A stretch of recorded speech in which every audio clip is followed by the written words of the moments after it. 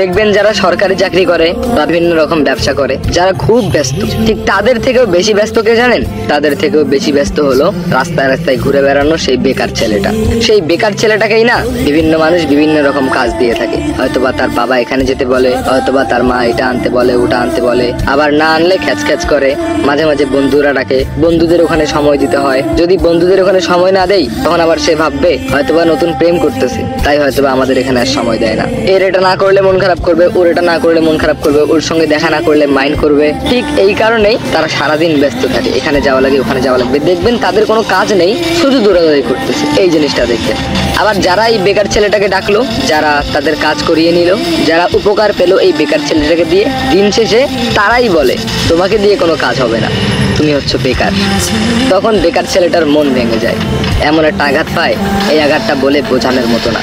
আর ভালোবাসার কথা আমি কি বলবো, প্রেমিক প্রেমিকা এখানে ডাকে, ওখানে ডাকে, ওখানে দেখা করতে যাই, পকেটে টাকা নাই, কোনো রকম টাকা ম্যানেজ করে এটা ড্রেস কিনি, ওটা ড্রেস কিনি, গার্লফ্রেন্ডকে কি খাওয়াতে হবে, বয়ফ্রেন্ড টাকা চেয়েছে, টাকা দিতে হবে। যতই কাহিনী করি না কেন, যতই ভালোবাসি না কেন, যতই বেকার থাকি না কেন, তাদের কিন্তু চাহিদা পূরণ করার চেষ্টা করি, তাই না? কিন্তু একটা জিনিস মিলিয়ে দেখবেন কি জানেন, আপনার ওই প্রিয় মানুষটার যখন বিয়ে হতে ধরবে, ঠিক তখনই আপনার সেই প্রিয় মানুষটা আপনাকে বলবে আপনি বেকার, তুমি তো কোনো কর্ম করো না, তোমার কথা আমি বাসায় কিভাবে বলবো, তুমি যে বেকার। এই যে বেকার। দেখেন, সবার উপকার করার পরে যেমন ব্যর্থ হয়ে গেলাম, ঠিক সেই রকম যেটা ইম্পর্টেন্ট জিনিস, যেই জিনিসটাকে আমি অনেক ভালোবাসি, জীবনের থেকেও ভালোবাসি, সেই জিনিসটাও শেষ পর্যন্ত বেকার বলে দেয়। এর থেকে কষ্ট আর কি আছে? সত্যি বলতে বেকাররা সবার উপকারে আসে, কিন্তু যখন বেকারের উপকার করতে হয়, ঠিক তখনই সবাই লেজ গুটিয়ে পালায়।